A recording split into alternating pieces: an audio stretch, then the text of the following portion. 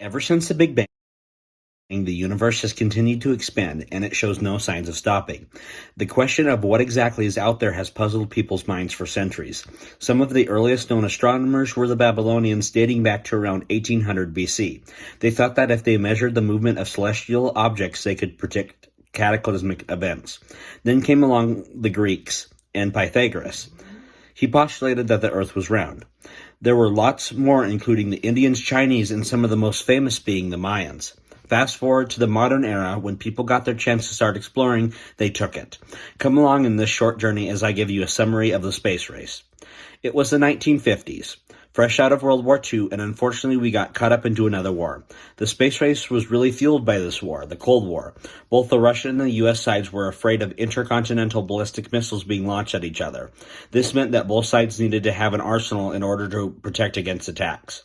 To demonstrate their accomplishments, at around 8 o'clock in the evening on October 4th, 1957, the Russian satellite Sputnik was launched atop an R-7 rocket. The significance of the R-7 is that a nuclear warhead could be put on top of one of those and reach the United States.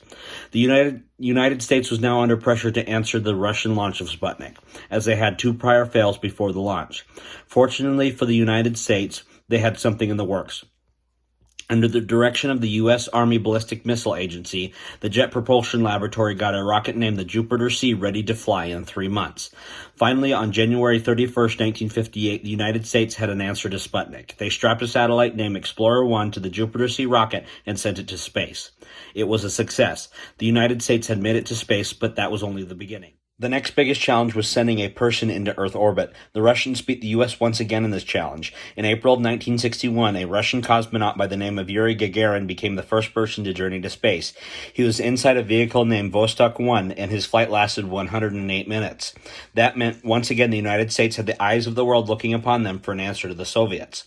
Fortunately, the United States did have an answer. Just a few weeks after the Soviet mission, on May 5, 1961, Alan Shepard became the first American to go to suborbital space. This was a part of Project Mercury initiated by NASA in 1958. Shepard flew aboard his Mercury capsule named Freedom 7. The next step for the United States was to get a person into actual orbit. They accomplished this mission on February 20th of 1962. An astronaut by the name of John Glenn orbited the Earth 3 times in Friendship 7, lifted into space by an Atlas rocket. This mission is where we get the famous words, "Godspeed, John Glenn." After sending astronauts to space, NASA was hungrier, and they wanted to fulfill President John F. Kennedy's dream of having people land on the moon by the end of the decade. Because of this, the Apollo program was born. Using the biggest rocket ever used at that point, the Saturn V, the United States was able to bring astronauts to the moon.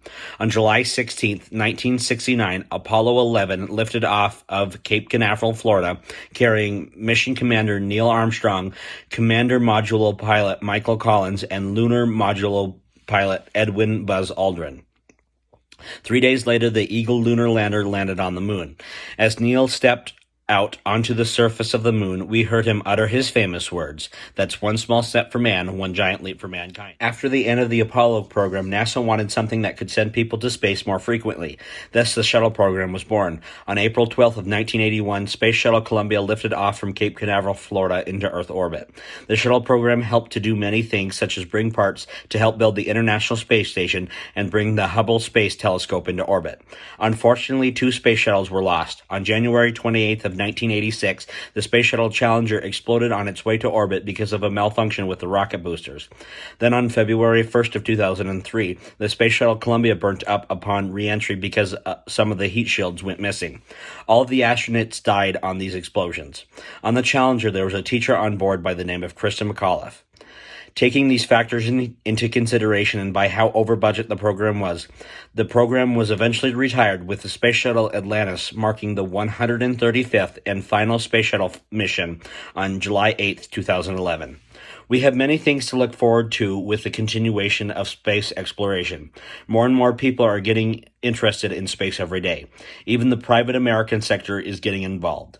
Elon Musk and SpaceX have done things no one thought possible, landing rockets upright and sending NASA astronauts to space aboard the Falcon 9 rocket and Dragon capsule. Who knows what's in store for the future? Going to Mars and exploring other galaxies are certainly a possibility. The most important thing to remember is that anything is possible because we know that not even gravity contains humanity as we explore as one for all.